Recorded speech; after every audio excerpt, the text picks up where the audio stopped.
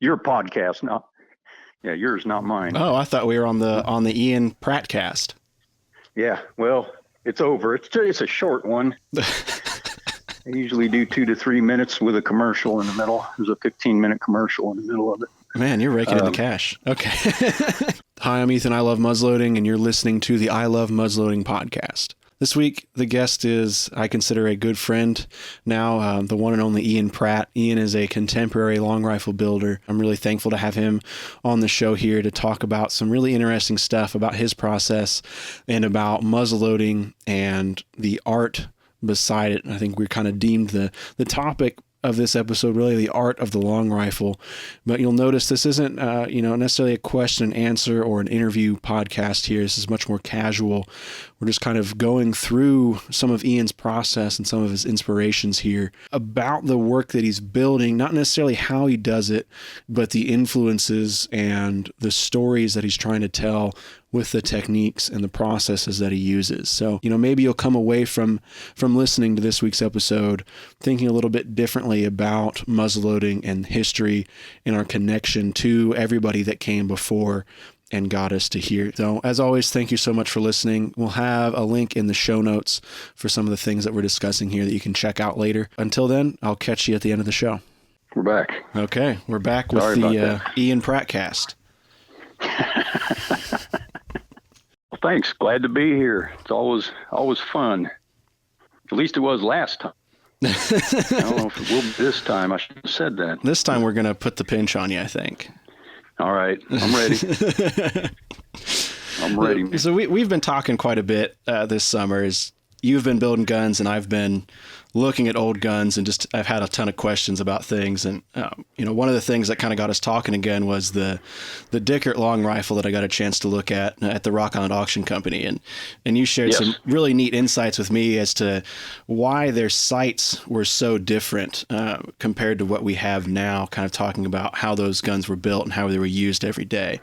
And that kind of launched us into then meeting up again at the CLA show and this continued conversation about the art of the long rifle and really kind of the muzzleloader in general, but particularly kind of an early flintlock, I think. And and that's what I wanted to kind of dive into that, and you did as well here in kind of a more formal conversation. Yeah, well, first off, I just want to say some of those videos you've been doing when you've been going out and visiting them at Rhode Island, they've been great. Really good introduction for some people who maybe aren't familiar with kind of some of the details that you're explaining. So thanks for doing that. Yeah, thank you. It was neat. I mean, I'm in no way a professional. There's a lot of people out there that know a lot more about those builders and their techniques. But I'm glad it comes across, especially to somebody like you, as kind of an introduction, perhaps, for somebody that's new and doesn't necessarily know the terminology or the history. Because that's kind of what I was going for, is kind of give a worldwide overview of some muzzleloaders that have been built over history and get people introduced to some different things. Sure. Well, that's a great. There seem to be more and more people all the time getting interested in guns, and I among the people, most of them that I talk to are people who want to build guns, and so a lot of them it seems odd to me, but a lot of them aren't necessarily as interested, at least in the beginning. As interested in learning about the old guns as I was. And it's more about learning the mechanics. They want a gun to shoot. They like the idea of building a flintlock rifle. They want to understand. They want to learn how to build one more than anything else. And they recognize that it came from somewhere. Yeah. These things didn't just happen this year, but the interest isn't there in the beginning with most of them. And I'm not sure why. Yeah, I'm not sure either.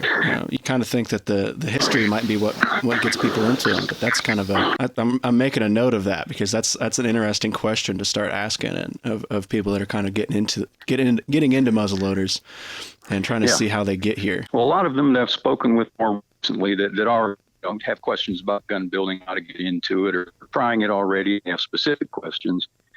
They've got into it for different reasons. than a lot of us are used to or accustomed to. A lot of them are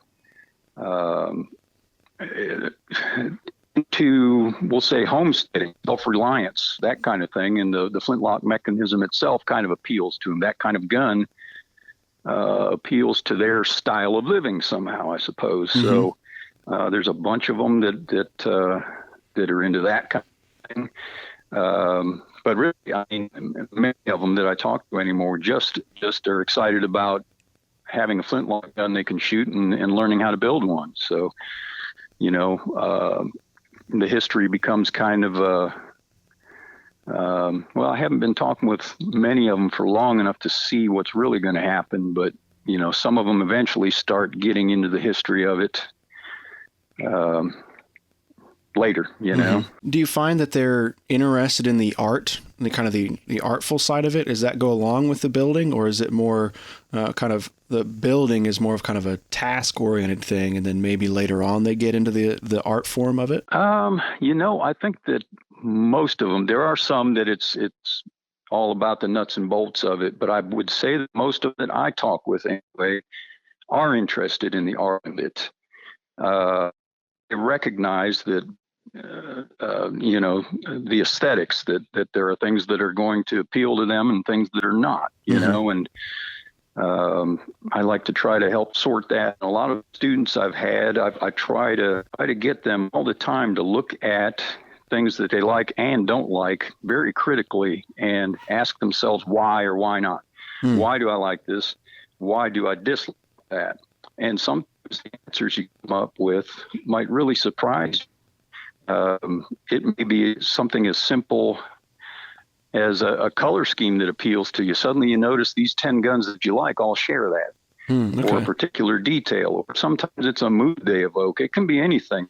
Sometimes people have to think pretty hard about it to get to that answer. But yeah, I'd say that the majority of them seem to be aware of the art in it and want to make that a part of their learning.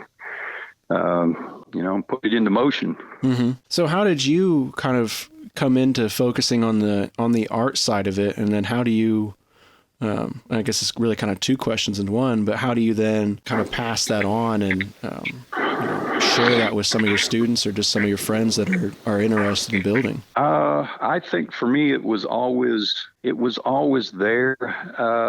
When I started building guns to sell, it was very, very important to me that they were going to be used.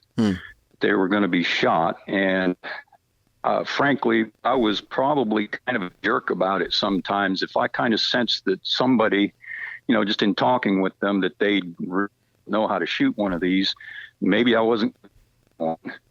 And yeah, which I regret now because over time, it's kind of funny because I always, from the beginning, had an appreciation of the art in them because that's part of who I am. But somehow they were still for shooting, and that was it, And over time, I started meeting more and more people who appreciated them purely for the art of it, that never shoot them, collect them,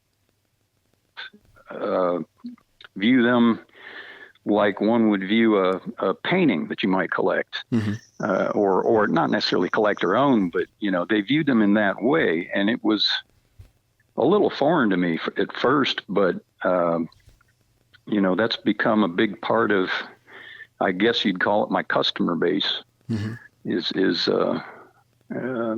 people who just appreciate the art purely, and aren't really going to use them. So, but I do have, a lot of people out there that do shoot them, hunt with them.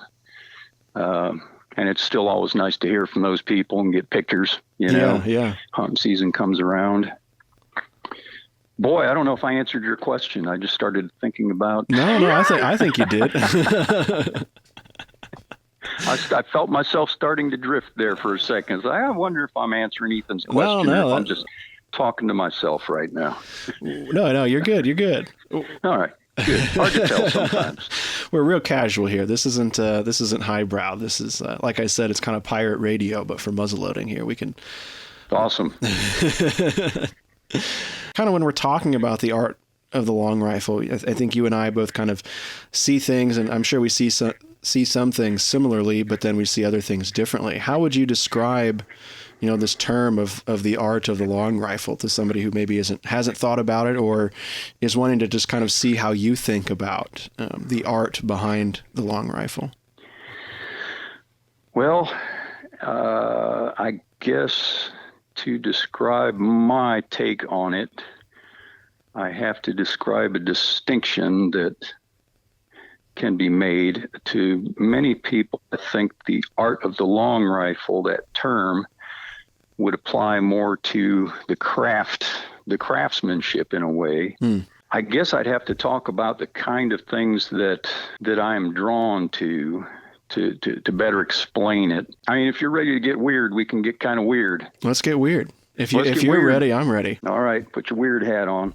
A lot of it is, for me, has been about human connections. Well, I think we have to start at the Big Bang. Okay, let's start right at the beginning. No, I'm serious. No, actually, we don't. Human connections. Mm-hmm. That's a huge part of it for me. The stories that are there to be told, and figuring out ways to put that back into your work, to learn ways to use that kind of thing as a tool, just like you would any other technique. Something that's been really, really fascinating me for a while. I've been aware of it for quite a few years, but are you aware of the fossilized human footprints that are in various locations across the globe? Mm-hmm. Yeah, I've seen some of those. Have you? Mm-hmm. I mean, like, been and seen them? Oh, no. I've seen, like, pictures of them, I should say. Okay. Well, the ones in particular that are intriguing to me are in White Sands National Park in New Mexico. I would love to go out there, but I've never been there. But are you familiar with those at all? Let me pull them up here. It's pretty cool stuff. There are some that show hunters after giant sloth. There's mammoth tracks sort of crisscrossed with human tracks. Oh, wow. The one that really gets me is there's a trail of human footprints. If I'm remembering right, it's like a mile long, or maybe more than a mile long, like a single track that they think is they're pretty sure she was a female, and she was in a hurry by apparently like the spacing between her steps. And but every now and then there's a second set of footprints alongside hers that show up of a small child. And when those disappear, her tracks get deeper in the mud. So it's like she was picking up this child, carrying for a way, and then setting down, maybe too heavy, mm-hmm. Taking a rest kind of thing. Yeah, but she was in a hurry, like on the move, and for a mile or so. And it kind of makes you wonder. I mean, if you stop and take a breath for a second here, when you hear a story like that from that long ago, and it's a human being, obviously their world was so different from our world now. They lived so different. But, you hear that story and there's like this huge void now. Anybody with half an inquisitive mind would probably feel this huge void that you're wanting to fill with answers and information. Did you get that? Yeah. Honestly, like looking at it, I'll put a link in the show notes for people listening, but I kind of got goosebumps. And there's an illustration here to go with it. And I just imagine, carrying a baby through the mud and things and not knowing. I mean, they didn't have a flintlock, at least to protect them or anything. That'd just be that'd be kind of spooky. Right. Exactly. And that's so, we're trying to think into their world, into her world. What was happening to her? Where was she going? This was just one occurrence on one day, and obviously, they lived way differently than we do. And we're trying to explain it from our context, 21st century life. We're not going to be able to ever fully explain it because we weren't there. We'll never fully understand it, but they've at least unintentionally left us a lot of clues. about what their existence was like. And I guess so. If you'll keep coming along with me now, yeah, you I'm got following nothing you better to do this afternoon. like the little baby foot tracks in the mud, man. I'm right there beside you. Right. As long as you're good. As long as you're good. Don't let me take you somewhere you don't want to go. But no, this is, I'm trying to. There's a lot that goes in. I know we're talking about flintlock rifles here and muzzle loading, but as far as the art of it, it has to come from somewhere, you know. And for me, this is part of it.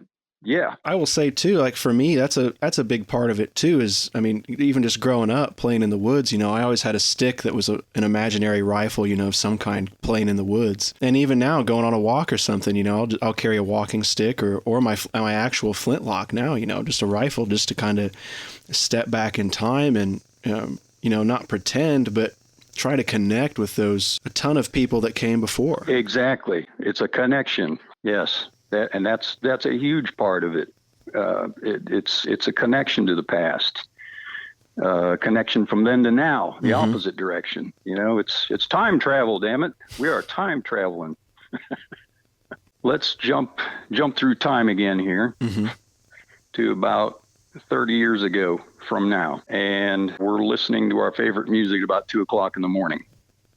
Okay, you with me? I'm with you. All right.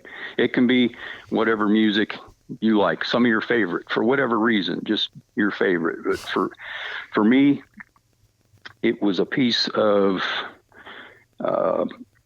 largely improvised instrumental music. Some really like quietly intense sort of introspective stuff. And literally every time I would listen to this music, it'd stop me dead in my tracks. I'd be totally focused on it. Internal dialogue would shut down. You know what I mean? But yeah. And all I'd hear was what was happening in that music, and just sort of allow that experience of hearing it to do what it was going to do on that particular day or at that particular time. It was that powerful of an art experience. I loved that music. Listen to it all the time. On that particular time that I was listening to it, it suddenly dawned on me that everybody, all the musicians who were playing that particular music I was listening to, were no longer with us. They're gone. Some of them have been gone for a while already. And I'd listened to this stuff many, many times, but for whatever reason, I had never really considered that part of it. And so they're gone, but the music was alive. It's just fresh and alive as the moving, meaningful, everything as the day it had been played and recorded. Yeah. And I think if we look beyond the recording process, if the document that the record is, or not records anymore, I mean, it was probably a cassette then at the time I was listening to it, but if we look beyond the document, we'll say,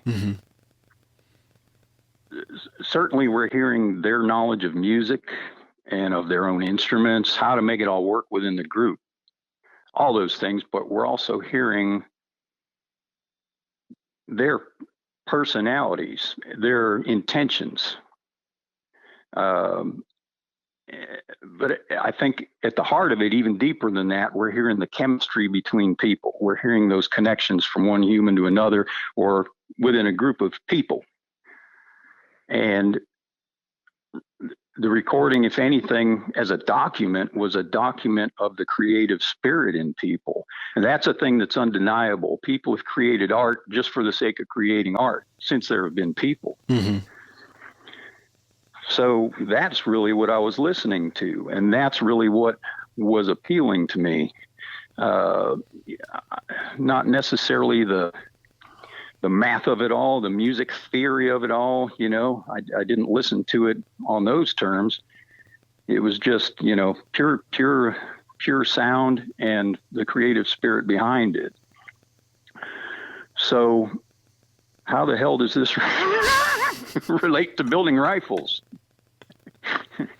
And when is he going to start talking about it? I'm in deep, man, Ethan. I'm in deep. Trying to unwrap part of it so people will get where I'm coming from. I feel the same way. Like that's a big thing for me is, my family's always been interested in cameras, and going back to the, really their invention. When my grandfather was very young, he was always fascinated with cameras.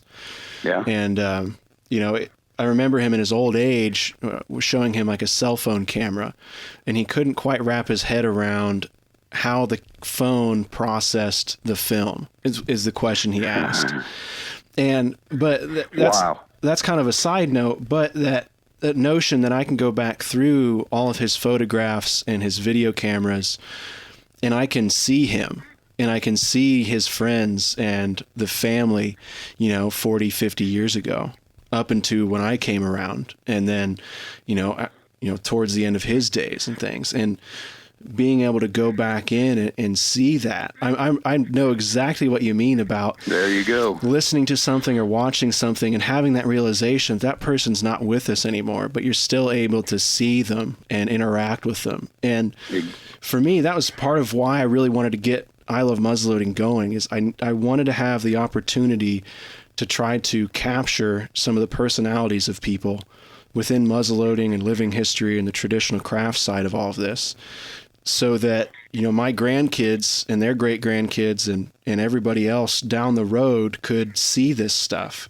at this point in time and kind of experience that. It's all very, it kind of feels wishy-washy, very artsy, but when it comes to muzzleloading, we have a long line of not knowing the people. There's not much media around it. I mean, like celebrities, you can go back and read tabloids, from the 30s and the 40s. Oh, endless, yeah. But, to me, muzzleloading was something that needed to be recorded, and the people needed to be recorded. So I'm right there with you. And if you're listening to this and you're like, wow, these guys are crazy, I'm really sorry. But, that's, I think, kind of you have the surface level of it, which is the muzzleloaders and the accoutrements and the crafts.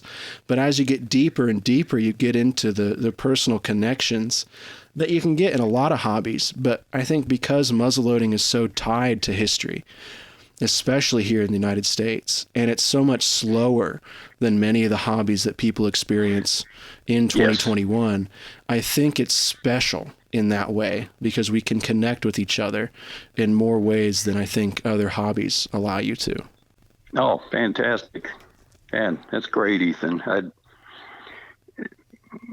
It's an admirable thing you're doing, for sure. Well, I'll admit, it kind of started selfishly. My other grandfather got into muzzleloading in the 30s, and I have a video of him talking about the first muzzleloading match that he went to. And, being able to go back and listen to that is something that I really cherish. And I really recommend anybody out there that has somebody that they, are really going to miss when they go to sit down and talk with them some. And especially if they're older, just turn on your phone's recorder app and just capture some of their stories, because it will be invaluable to you moving forward with your life. I will say that's a little side note. Absolutely. But, is there any way that maybe you have already, can you post that as one of your, not necessarily like as an interview, but is there any way you could post that? Yeah, I probably could. I think he might enjoy that, because he always loved muzzleloading. Yeah. There's lineage in all directions with this stuff we're doing, you know, and that'd be wonderful to see, hear it even. I hope you can do that sometime. We came down here in 1937, but we didn't have any gun or anything, and we went up, and the ladies at the church had a lunch counter, and that counter was all. We got there a little way after noon, because we were gawking around at the people at the chute, and so when we walked up to the tent, the lady said, "I'm sorry, but all we have is one bowl of soup."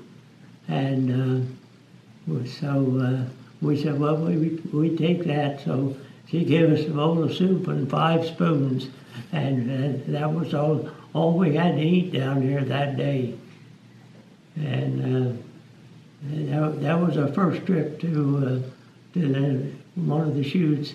And when we got home, my dad said, "I'm going back next year, but I'll have a gun." And the next year we did. So how does this, not to, I guess, to bring us a little bit back towards the train tracks here, how does this human connection kind of connect, that you were feeling with listening to this music and this kind of realization you had that you were, feeling the creative energy of these people who had passed? How did that affect you as an artist then and bring you to where you're at now, as a young artist 30 years ago, or a younger artist, I should say? Well, at that time, 30 years ago, I wasn't making guns yet. I've probably been doing it around 20 years now. That was just,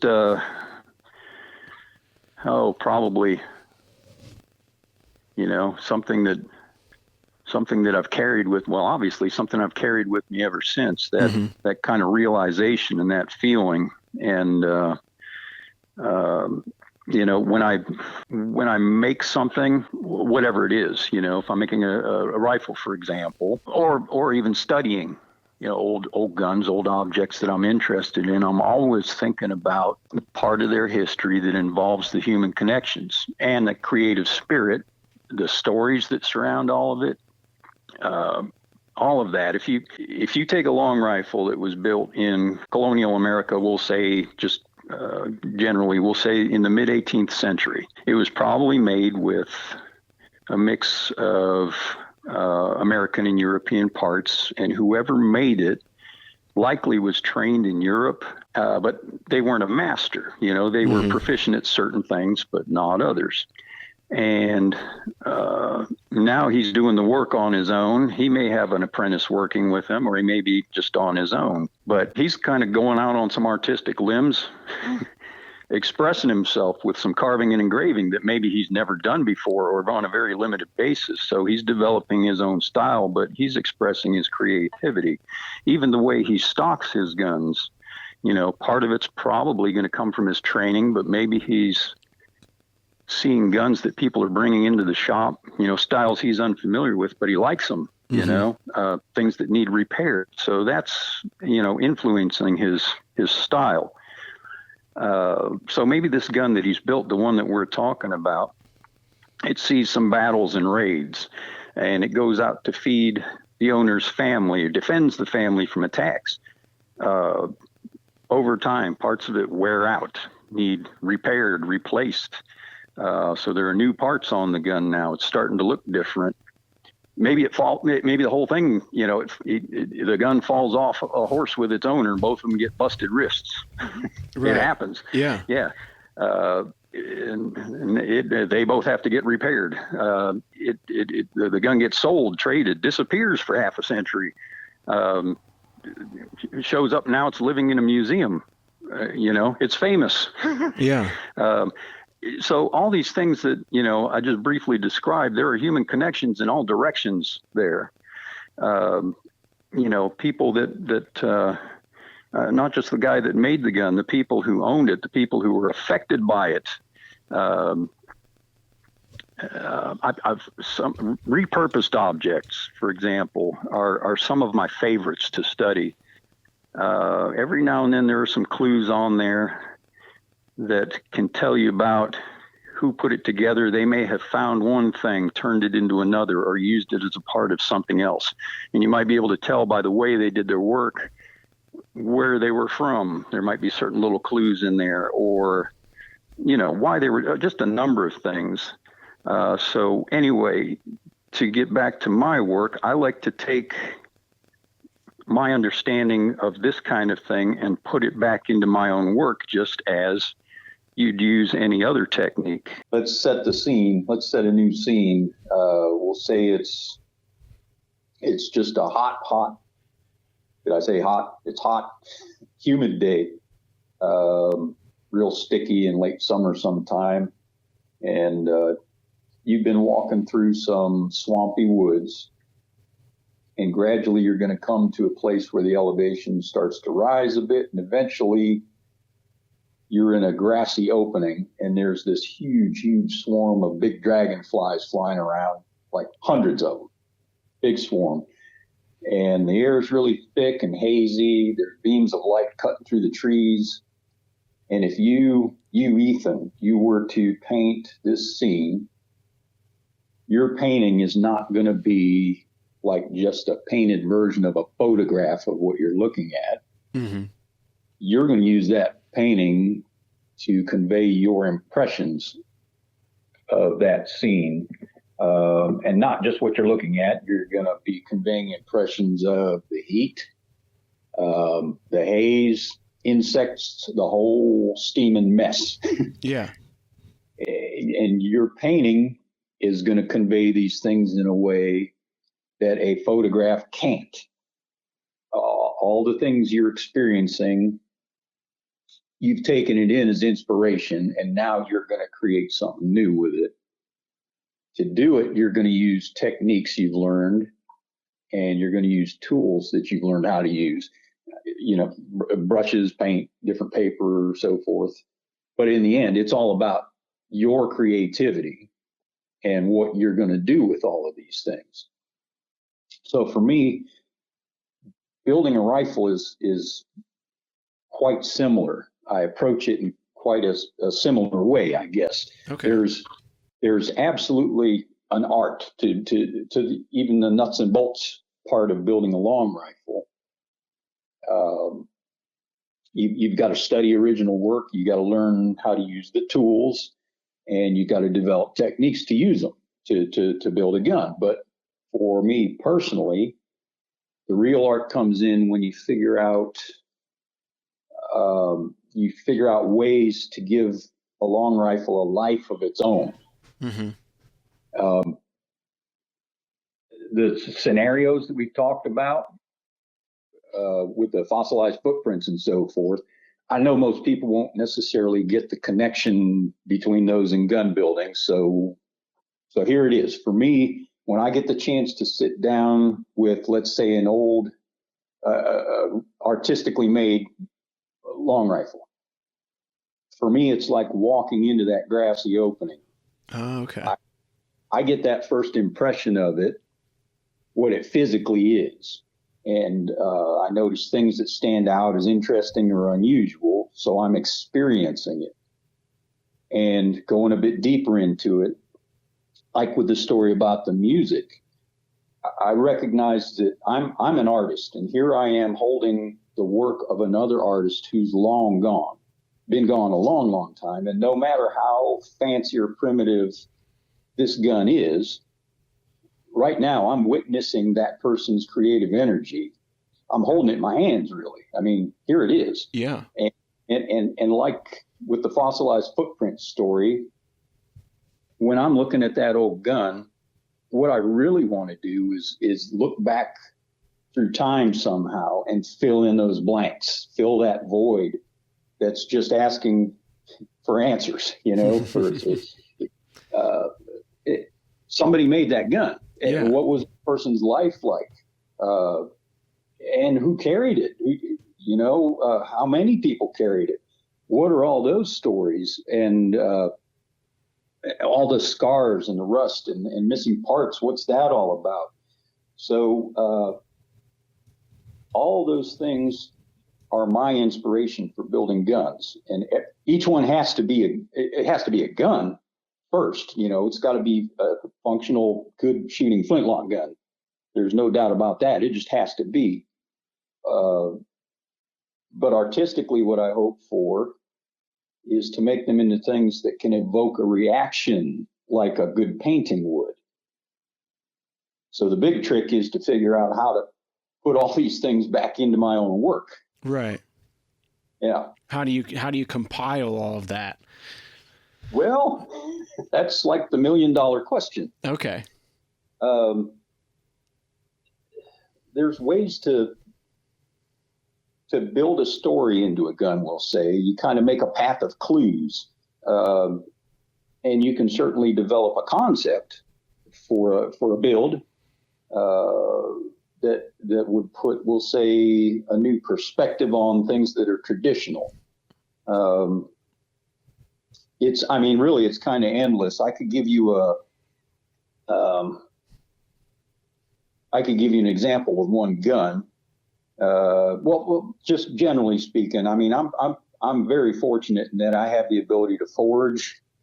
I don't have to just deal with cast parts or the things that everybody else is using. Not everybody else, but that a lot of other builders are using.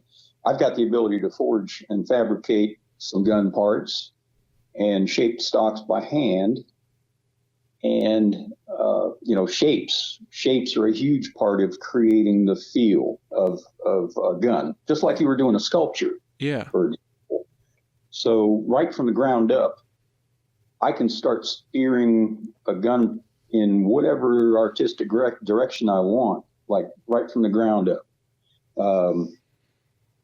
You can make things, different shapes will create a different feel or a different mood, a different, I guess, character is probably the word I'm after. I've probably said personality once or twice, but really it's about character. You can make things, for example, massive or slender, bulbous, angular, or any combination of all these things and create a different look and feel. So a lot of it's about your starting points and how you connect them with lines and curves. But that's huge, being able to shape all these things and having an understanding of how to put them together to create a very particular feel, a very particular look.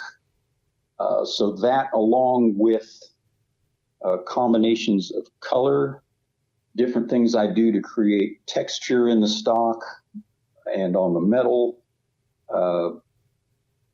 For example, a good example, I made a rifle recently that I called the Panther Rifle.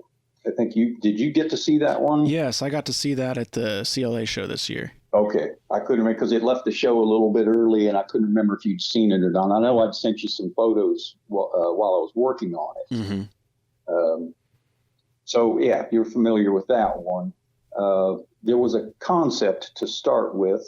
I'll try to condense this down without, I don't want to totally Wikipedia it, but I could go on for a whole hour just talking about this if somebody let me. But this Panther rifle, the idea behind the Panther symbolism, there are old guns, several early American guns that had kind of an animal motif for carving. And sometimes it's a recognizable animal. Other times it's kind of like a mythical beast or somewhere in between. And part of the idea for this started out when I'd seen an original rifle by a gunsmith by the name of Christian Erger, who was a Moravian gunsmith. And one of his best known rifles is, people call it the Griffin gun. The carving behind the cheek piece was a griffin. And I'm trying to remember the material he used, but the claws of the griffin and probably the beak too were either ivory or bone inlay, small inlays. And that, of course, you can trace that kind of work back to your earlier European guns, where they would use stag or ivory inlay for making, like tusks on a wild boar or teeth, eyes in an animal. It's not necessarily anything new when he did it, but it was his take on it. So that was a small part of my inspiration was the claws in that beak. I took the panther animal as the animal motif to carve on this gun. In the earlier days of white settlement in this country, there were mountain lions were pretty widespread, and they were a force to be reckoned with. And the people who'd been here before, some of them actually worshipped the panther. And either way, with the European settlers, whether you feared it or worshipped it, there was a great deal of respect for this animal. They were something to contend with. And so I had in mind to use this Panther's motif, a carving motif behind the cheek piece of this gun. I thought, wouldn't it be neat? I do all iron mounted guns. Very little brass on them unless it's supposed to represent a reused part. I do forged iron butt plates, trigger guards. Small parts are usually iron.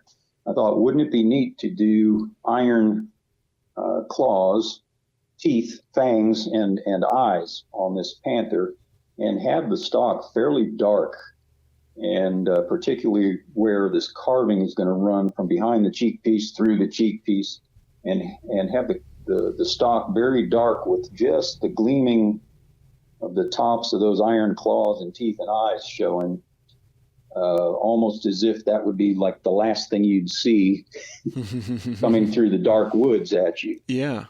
Then I started thinking, boy, it would be neat to somehow represent some mist and some foliage, some trees that would conceal parts of this animal's body, And so I incorporated the mist into the carving by using some silver wire inlay.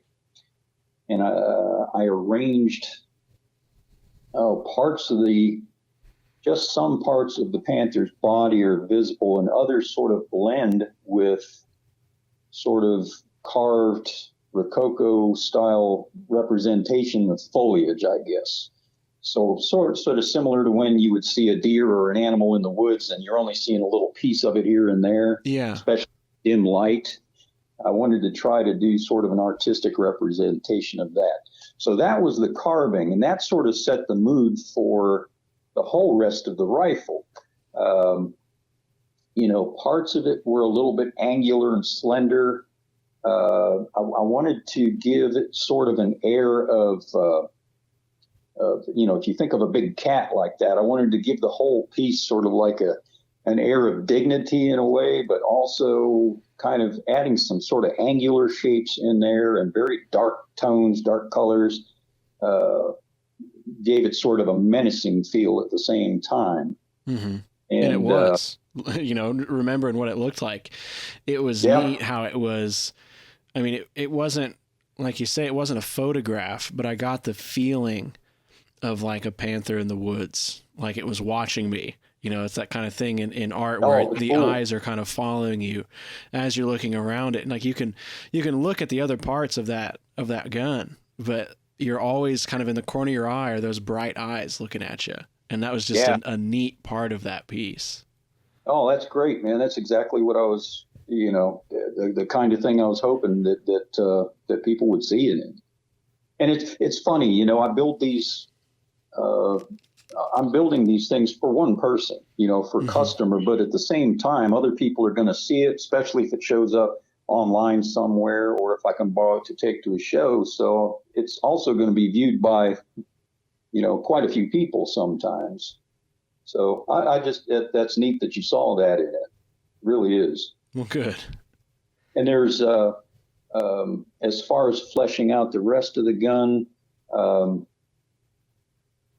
there were some of the parts were supposed to represent like the lock and the side plate. And I think, the ramrod pipes on it were supposed to represent parts that would have been reused from an English trade gun, probably around 1760 to 1770. So there was a wrecked gun or some salvaged parts that, who knows, maybe the customer would have had them. It might have been a gun that belonged to a relative or was somehow important to him that he wanted to reuse those parts, or possibly the gunsmith had them on hand, from a salvaged gun, and offered them up.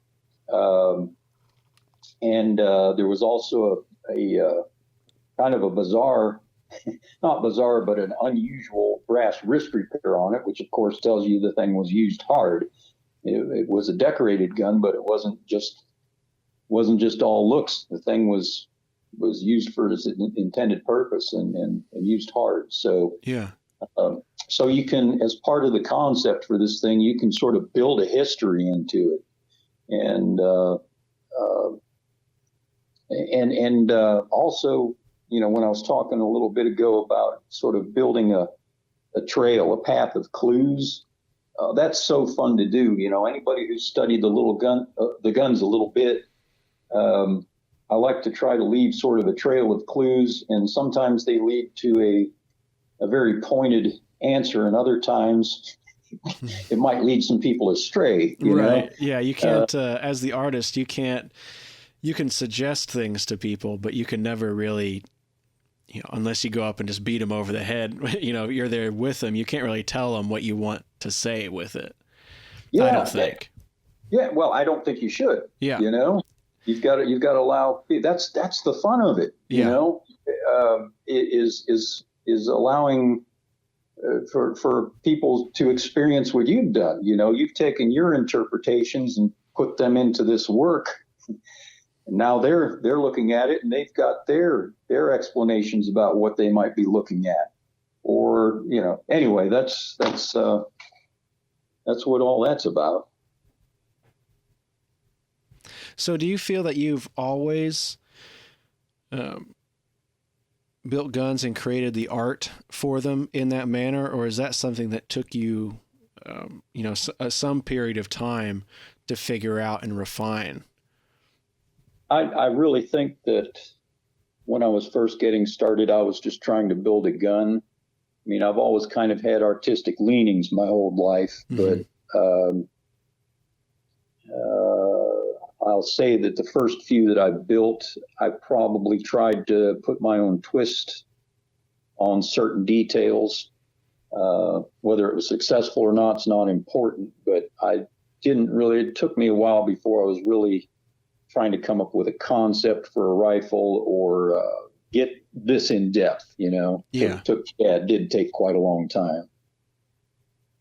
But I can't imagine building anything without doing this, without doing it this way. I wouldn't want you to. I really like what you put out, so don't change a thing. Coming from one non-customer to you, there's a lot of weight behind that statement. Well, okay. I'll make a note of it. Do you ever get, artistically kind of drained or worn out? Yes. Because you're definitely not. I mean, everybody does, but it's not like you are turning out a bunch of the same kind of gun or anything like that. Each one that you do is pretty different and pretty unique. Is that safe to say? Yes. Yeah. I don't like to repeat much of anything. Mm-hmm. There are times, yes, when I do feel kind of drained, but you can't stop working. Yeah. And when I sense that's coming on, I try to work on something that's not going to wipe me out as much. The last gun that I worked on that was particularly taxing in that respect, I had to set it aside for several weeks at a time, probably 3 times while I was working on it. Because it's just a fact, it happens. And sometimes you can just go through the whole thing. I think, from start to finish without stopping, I can do that. And those are the ones where I've got like just a super clear vision from the very beginning.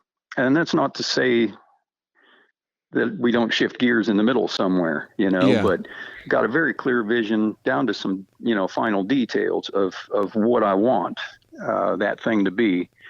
And those, typically I just work on through, but occasionally if I'm doing a lot of experimenting, like with this last rifle, there usually comes a point where I've got to set it down. I'll get stuck on something sometimes and have to set it down. And, sometimes later that afternoon, I'm picking it back up. Other times it takes a week or 2 before I can. Mm-hmm. But yeah, there's always something else to work on though. I've got a big backlog of ideas that I'll just never get to. Seriously, nobody would live that long enough. I've got big notebooks full of course, I don't look at them very often. I may hate most of them by now. Yeah, that kind of shifts and ebbs and flows. Yes. Yeah, and you hope it would, That's what you hope for your stuff to kind of evolve. I mean, might be listening to this a year from now and saying, man, what the hell was I thinking? Yeah. Why was I doing things that way? And I hope I do. Yeah. And that's what I really like about, talking with different builders and different artists. I mean, really in any medium, but I think muzzleloading especially is really interesting because there's so many different avenues for artists to work inside muzzleloading. Yes. Like your wife does a lot of pouches and really beautiful leather work. And, I enjoy kind of dabbling in all of it just because I'm not really good at any of it. But there's so much inspiration. Well, man, you're just getting started. Yeah, that's true. That's true. There's very few that just, I don't mean to interrupt you with this, but there's very, very few that you're just kicking ass right out of the gate. I mean, it takes a while. There's a lot to learn, but So on that note, what would you advice would you hand down from the hill that you're sitting on? I mean, do you have the cassette tape? Can we make some copies and start mailing to people and see if we can get some? That's not going to help anybody. It almost ruined my life. In fact, my advice is don't listen to anybody's advice, especially mine. Okay. No, that in itself is. No, I'm just kidding. I think for anybody with kind of we'll say a creative bent, don't neglect studying the past. Don't just go full steam ahead. Mm-hmm. Buy yourself a kit gun and build it, and another one, and then start building and building. Find out where it started at least. I mean that goes back to what we were talking about studying the history of it. It's like with any art, the classics are classics for a reason. You don't have to. Oh, what was that I told you at the CLA show? I wanted to have it made into a T-shirt. And I forget something about being steeped in tradition without being mired in it. Yeah. Yeah. Bumper sticker right there. Anyway. Yeah. I mean, well, like you were saying, there are so many different, even with gun building. I know you were talking about, Mary Ellen and others doing leather work, horn work, etc. But even with gun building alone, there are so many ways to approach this, so many different ways to do this, and they're all good for what they are. They're all good. Anybody who's not been to the CLA show who could get there. That is a living, breathing example of what we're talking about there. There's, you walk around for 10 minutes and you'll see 100 different ways to do things. If you can ever get to that show, go. It's usually middle of August annually, Lexington, Kentucky. So check it out. It's worth going. Pile a bunch of your buddies into the car, make a nice road trip from anywhere. Yeah. But, that show this year was so energizing, I think, for me and even my wife tagging along with me, of just seeing, so like you say, so many different ways to do things and so many nice people wanting to talk about what they're doing and share that. I mean, we talk about kind of the human connection in all of this, and going to a show like that, in any show really, and trying to talk to the people there about what they're doing. I think it really gets you amped up to go try and make something, and you can kind of pull those connections and stories that you heard from them into the next thing that you work on, and just kind of keeps that ball rolling. You always come away from an event like that with new influences and ideas. Yeah, and feeling energized. It's great talking with people that about what they're working on. I always enjoy that. It's cool to see. It's really cool to see what they've made. People typically will try to have something new at the show, and you get to see the most recent thing that's been on their bench and in their mind for however long leading up to the show. But talking about where they're going, what's next, and that's something else there too, Ethan. Is that to me the Flintlock is still evolving. I mean, there's this, there's this rumor that it kind of evolved into the breech loading gun and it died. Yeah. I mean, that's linear thinking. That's ridiculous. Oh yeah, I couldn't agree more. And so much of this, a lot of people say that I Love Muzzleloading is a little too beginner focused, but there's a lot of beginners out there right now that don't know, really where to go and where to turn. And I think it's important to, like you say, the Flintlock didn't just stop. It continued. Yeah. It just branched out. You can call the main line of firearms history, if you want to call that a straight line, that's fine. But there's a ton of branches over here that muzzleloaders and then Flintlock, everything just branched out from. And there's a lot there to unpack because that history didn't stop when the percussion cap was invented. The Flintlock didn't stop. It was still there. And I think that to me adds so much enthusiasm. I'm getting kind of excited, but about muzzleloaders, because you had the invention of the cartridge gun and repeating arms and smokeless powder and all this stuff that made firearms more efficient and better and faster, but you still had a ton of people hold on to their muzzleloaders. And they didn't throw them away. They didn't burn them. They didn't junk them out. We can go and hold on to a muzzleloader that somebody preserved through 400 years of technology because they, for some reason, said, we need to hold on to this. And that's the part that just gives me goosebumps. Yeah. It's still there. Yeah. Still evolving. Definitely artistically, Definitely. There's always builders who are just constantly pushing the envelope, pushing the art ahead. Yeah, and its role has changed, that's for sure. It's not needed, but it's still absolutely useful. I mean, I hunt for food. I enjoy hunting, but we eat everything that I kill. Mm-hmm. And that's what I use is Flintlock guns. And they work, Yeah. They work well. Yes, it's look at the mechanism itself. I'm talking specifically the lock, with CNC kind of entering the picture in recent years. The mechanism itself has evolved in that respect.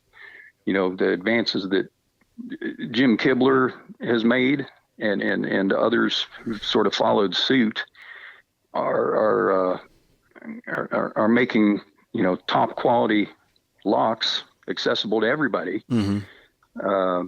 That's a huge step.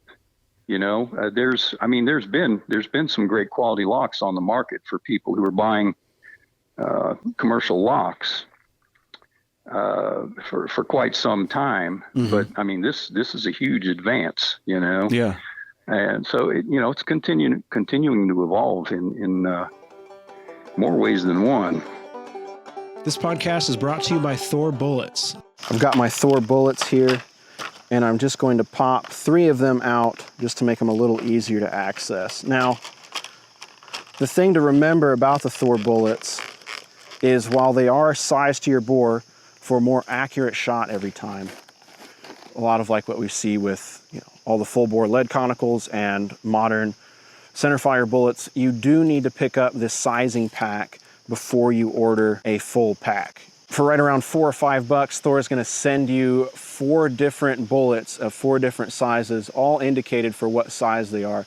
And you're going to test each of them in your muzzleloader so that you know that you're getting the right bullet that fits your bore. Mine was the straight 50 for the CVA Accura LRV2. A lot of people say the Accura bores are a little bit undersized, so make sure that you're getting that sizing pack and start at the bottom and work your way up depending on your bore, regardless of what muzzleloader you have. If you do have a tight bore where none of those in the sizing pack fit your bore, give Thor Bullets a call or an email and reach out to them. They'll see how they can help you find the right bullet for your muzzleloader. For more information on these great bullets, visit www.thorbullets.com. We'd like to thank Thor Bullets for their sponsorship of this podcast. Could you share some details about your personal hunting rifle? I've got a 60 caliber rifle. It's fairly plain. No butt plate on it, no side plate, muzzle cap. I did paint the stock when I was I was trying out some ideas before committing them to a customer's gun. Mm-hmm. Yeah.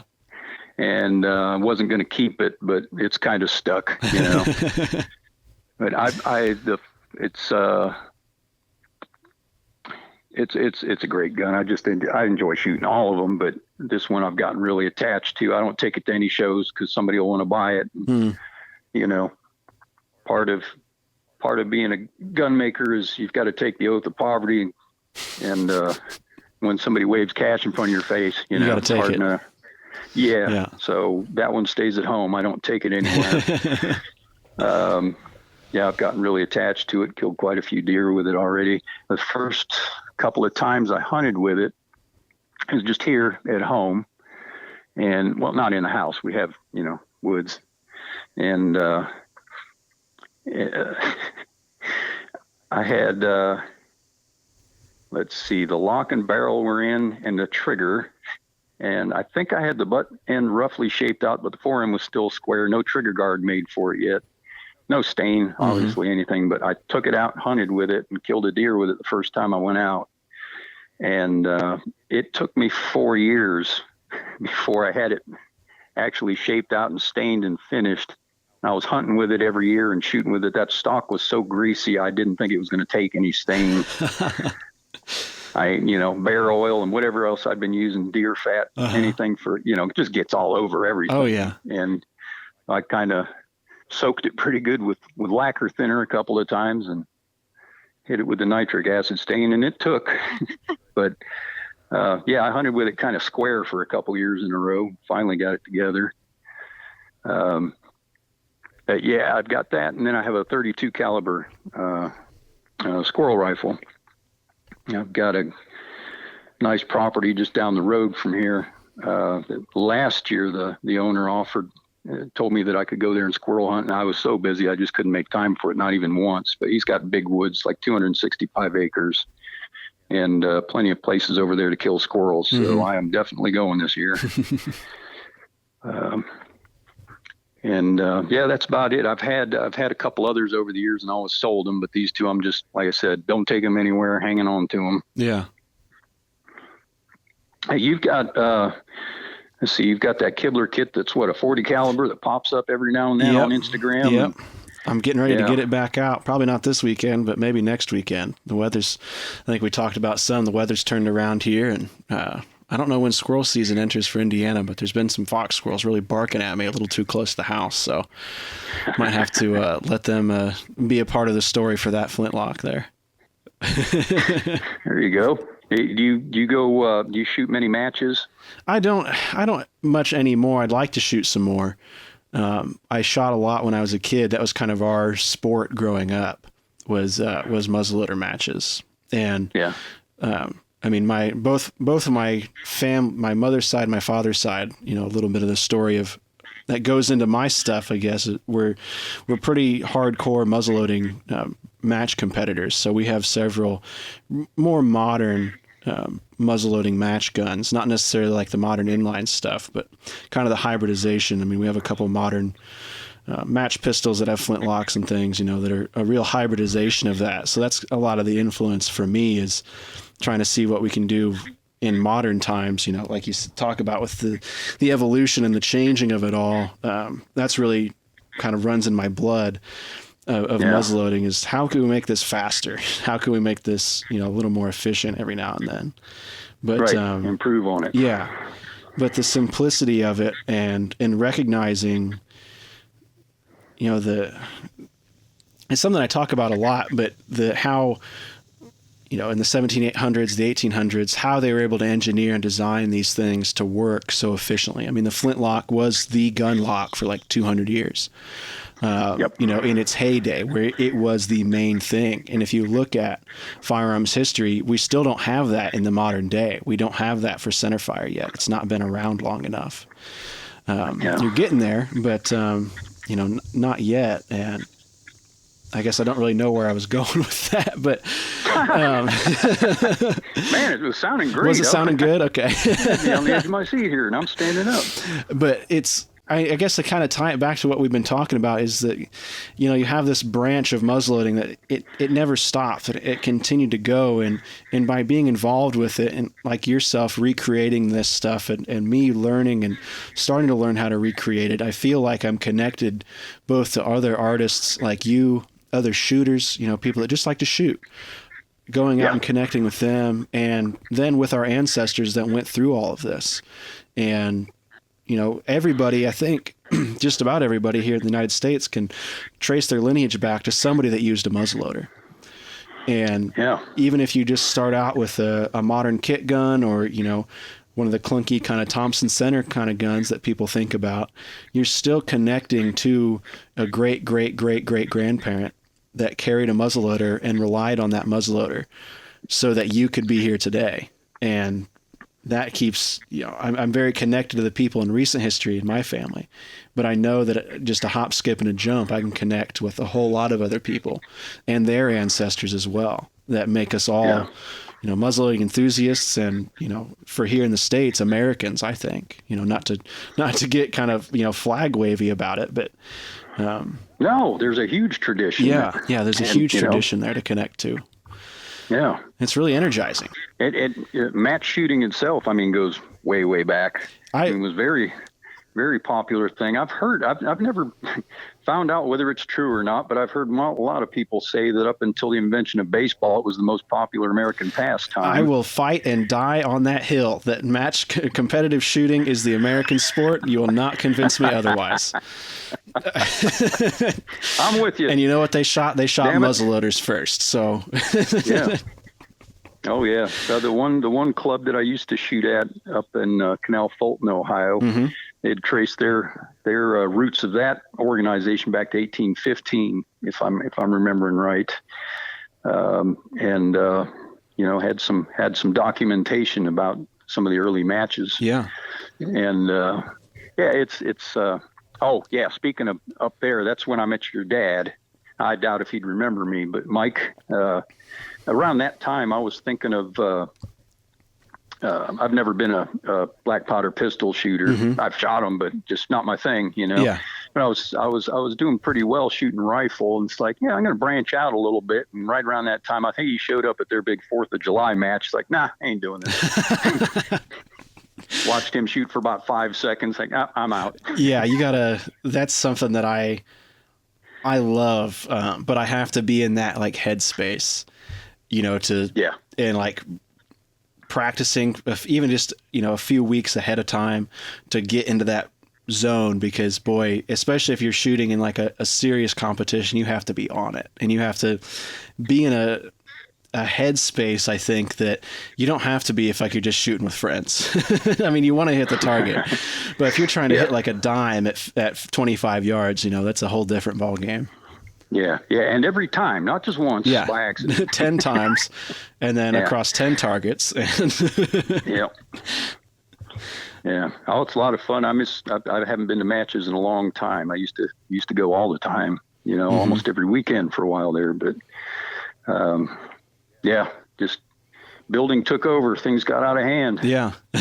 Well, maybe we can get some matches going. Maybe we can get some of us kind of muzzleloading goobers. We can call it the Muzzleloading Goobers Club. And there's another T-shirt we need. We can get together and talk about how we're all connected through the fungal nature that is the human experience, and in between relays or something. I don't want to take up too much of your time, Ian. I know you got a lot of work to do, but is there anything else that you'd like to touch on while we're talking here? Classes can be a good fit for some people. They're usually around a week long. Sometimes they're a little shorter or longer, but they're usually around a week long. And I just got home a few days ago from teaching a kit building class, which was the first time I'd done that. Most of the classes I've taught have been building from a blank, kind of from scratch. But this was a kit building class at Jim Chambers Flintlocks in North Carolina. I did the class with my new friends Ed Wenger and Joe Scorsona. But you would have to contact Jim Chambers Flintlocks for info on future classes. I think their website is jimchambersflintlocks.com, but don't quote me on it. My friend Ken Gahagan and I, Ken's a gun maker. He and I teach a class every winter in Jackson, Ohio, at a place called Tanner's Cave, and that is building from a blank. It's good if you have a little bit of experience with that. Occasionally we'll take on a beginner.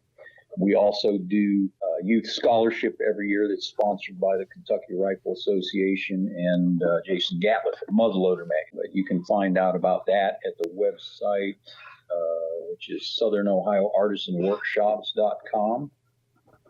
And a couple other good classes are at Cabin Creek Muzzleloading in Helen, Pennsylvania, and Jim Parker teaches a gun making class in Warrior, Alabama. He does that several times a year.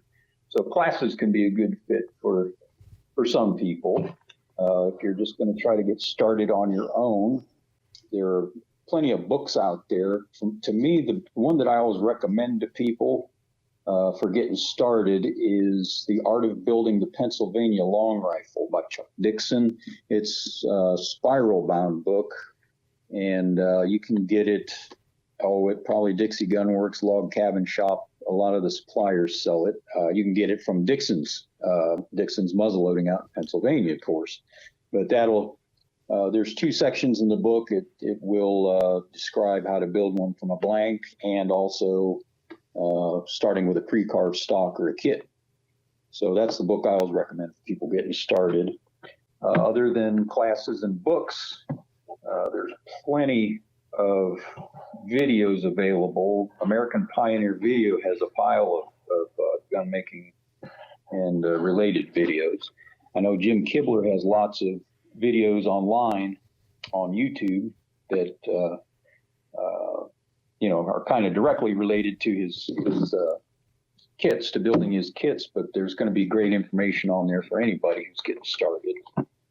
And as far as reference material, probably the best reference material for somebody getting started or somebody who's been building for a while is put out by the Kentucky Rifle Foundation.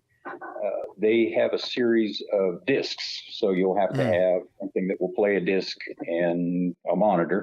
But they have a series of discs, lots and lots of photos of old long rifles, and the photos, it's excellent photography, and they're from angles that are useful to gun builders. You see the overall profile of the gun, you see details. The photography is good enough that you can zoom in and check out engraving cuts and small details. So that's the Kentucky Rifle Foundation. They have a website that you can go to. And the last thing, I guess, is if you're getting started, do not be afraid to contact established builders with any of your questions. I know on a lot of Ethan's podcasts, you'll hear people who he talks to that are shooters, they're into living history, and it doesn't take you long listening to them. You pretty much recognize anybody into this kind of stuff wants to see new people do well, and they want to help. So don't be afraid about contacting established builders and asking questions. If the first one can't answer your questions, likely they're going to steer you towards somebody who will. And if you want to check out a little bit of my work, you can look on Instagram at iPratt360. Ian doesn't post often, but when he does, it's beautiful work. It's one of my favorite pages. Well, thank you.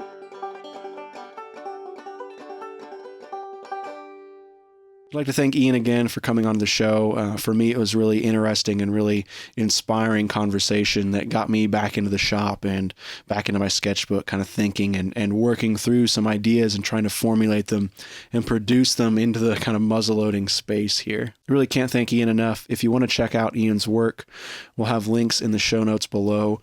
And also, Ian kind of talked about classes, but if you want to learn, and maybe learn from Ian someday, he does several classes with the Southern Ohio Artisans Workshop, and we'll have a link to that in the show notes as well. That's not sponsored in any way. That program is just doing a great job of educating new and people enthusiastic about muzzleloading. Really training them from some contemporary masters is a great opportunity for you to check out. Autumn is a busy time for muzzleloaders, and I love muzzleloading. If you want to see some just different muzzleloading action, if you enjoy the podcast and want to see some more muzzleloading stuff, check out ilovemuzzleloading.com. We have a ton of videos and other interviews on the podcast. As we head into fall and winter, we got the muzzleloaders back out and doing some more shooting, some experiments, some fun shooting. And later this fall, I'm working on scheduling, kind of tagging along with several friends who hunt with their muzzleloaders, try to share some of their stories and hopefully capture some kind of a big buck. That's what they're always going for, but we'll have to see if we can bring in a big bruiser for them. I'm Ethan. I love muzzleloading. If you want to learn more about this, Ian's work, or anything else related to muzzleloading, please check out ilovemuzzleloading.com. This is a passion project. I don't make any money off of any of this stuff. We're not charging for anything. It's really just about sharing our love of muzzleloading here at I Love Muzzleloading with all of you, and hopefully you're enjoying it, and hopefully you're learning a little bit about some contemporary masters in the muzzleloading community, and maybe share it with a friend, share your enthusiasm about muzzleloading, and we can keep this great hobby going for a few more generations here. Thank you so much for listening. We'll catch you next time.